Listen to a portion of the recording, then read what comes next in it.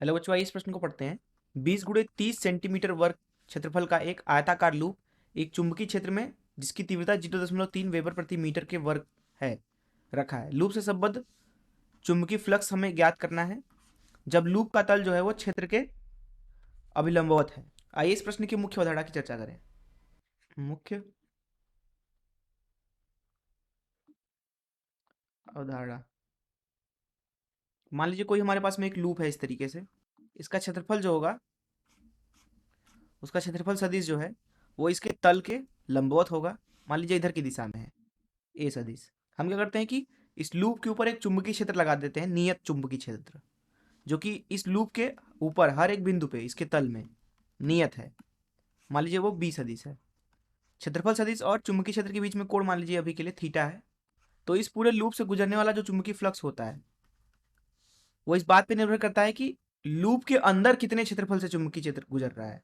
अर्थात वो लूप के क्षेत्रफल भी निर्भर करता है, जहां जहां चुंबकीय क्षेत्र है, और चुंबकीय क्षेत्र पे भी उसका मान होता है ए सदिश डॉट बी सदिश, अर्थात क्षेत्रफल और चुंबकीय क्षेत्र का सदिश गुणन। इसको आप ऐसा भी लिख सकते हो, बी सदिश डॉट ए सदिश। फ्लक्स का परिमाण लिखना चाहें परिमाण रूप में, तो क्षेत्रफल का परिमाण गुणे चुंबकीय क्षेत्र का परिमाण गुणे कॉस थीटा। तो इस मुख्य उदाहरण चलिए प्रश्न को हल करते हैं। यहाँ पे प्रश्न में बोला जा रहा है कि एक आयताकार लूप है। तो मान लीजिए ये कोई एक आयताकार लूप है इस तरीके से। इसका क्षेत्रफल हमें दिया गया है। इसका क्षेत्रफल है 20 गुणे 30, मात्रक है सेंटीमीटर का वर्ग। बोला जा रहा है एक चुंबकीय क्षेत्र में रखी गई है जिसकी तीव्रता है 0.3 वेबर प्रति मीटर का वर्ग। लूप से संबद्ध हमें फ्लक्स निकालना है जब लूप का तल जो है वो क्षेत्र के अभिलंबवत है, अर्थात यहाँ पे जो क्षेत्रफल है वो लूप के तल के अभिलंबवत है। मान लीजिए इस तरीके से है, तो पूरे क्षेत्रफल पे नियत है। उसका मान दिया गया है यहाँ पे 0.3 वेबर प्रति मीटर का वर्ग। देखिए जो वेबर होता है, यहाँ पे एक चीज जान लीजिए, वेबर ये है एसआई मात्रक। एसआई मात्रक किस चीज का? चुंबकीय फ्लक्स का। चुंबकीय फ्लक्स का ये क्या है? एसआई मात्रक है। तो अब आप अगर यहाँ पे ध्यान से देखें तो क्षेत्रफल को हम ऊपर ले सकते हैं, अर्थात तल के अभिलंबवत, क्योंकि क्षेत्रफल तल के अभिलंबवत ही तो होता है।